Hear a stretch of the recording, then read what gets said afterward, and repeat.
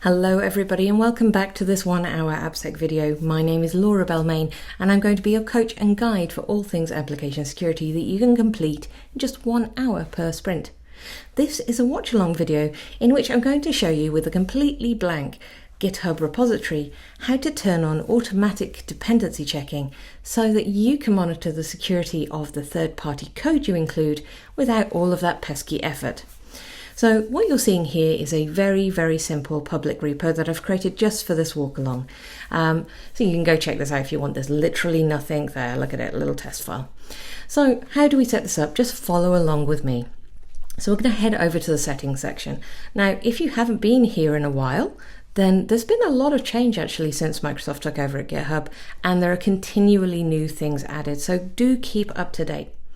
We're going to head over on that left menu to Code Security and Analysis. Now, here we go.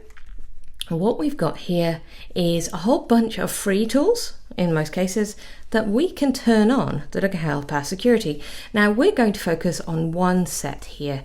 We're going to put on our Dependabot. Now, Dependabot is a built-in part to GitHub that allows you to monitor your dependencies and receive alerts when there are vulnerabilities. You can also manually generate Dependabot pull requests to resolve the vulnerabilities, which, embracing our laziness as we did in our earlier sprints is great for automation. Now, it really is as simple as just clicking to enable. There we go. And now it's turned on. So what's it going to do? Well, we've got some rules. So let's set up our rules too. So here we go. So it's automatically added us a rule here that it's going to dismiss low impact alerts for development scope dependencies. So that means you can scope dependencies that are specifically just for your dev environment. So, these are not things you're going to deploy out into the world. And that's quite sensible to have something like this turned on, because that code is never going to be exposed in a way that would be harmful. And sometimes it can create a lot of noise if we don't have good scoping.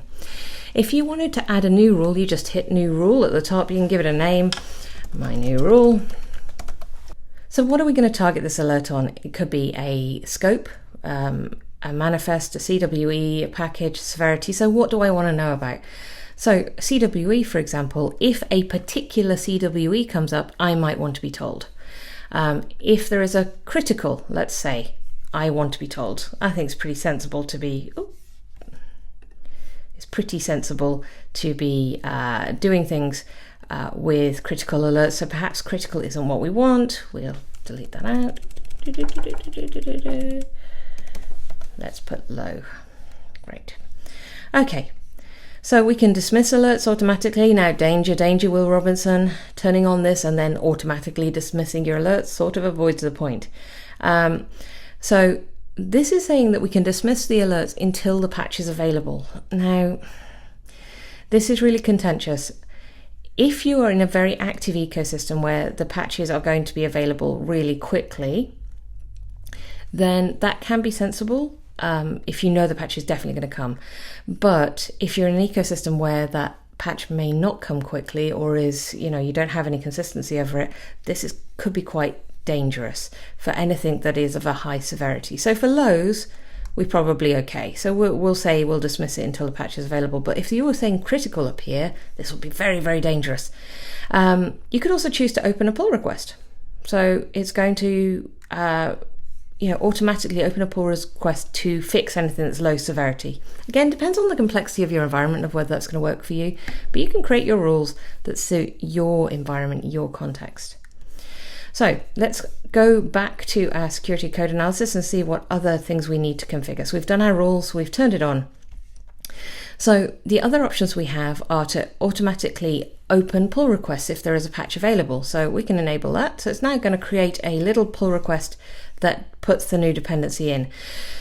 I have mixed feelings about this. In simple cases, it can work really well. And in complex cases, it might cause more work. But it doesn't mean you have to merge the pull request. It just means it's going to create one. So, you decide whether that works for you. I'm going to disable it for now because for my project, it's not really helpful. So Dependabot version updates, it's going to automatically update your dependencies when new versions are available. Cool. Again, think about this context to context. It's really helpful to go through these GitHub guides. They've done some really great documentation here, and have a look at this. You don't have to turn everything on, but make everything a conscious decision about what you enable and what you don't.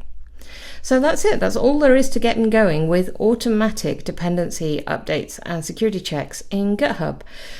So turn that on if you're in that space. If you're not doing it right now, this could save you a lot of time and be a really quick way for you to make sure that all of your dependencies are looked after and kept secure.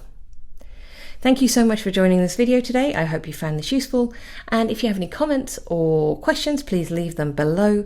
And if you like it, remember to subscribe to the channel so you don't miss a video.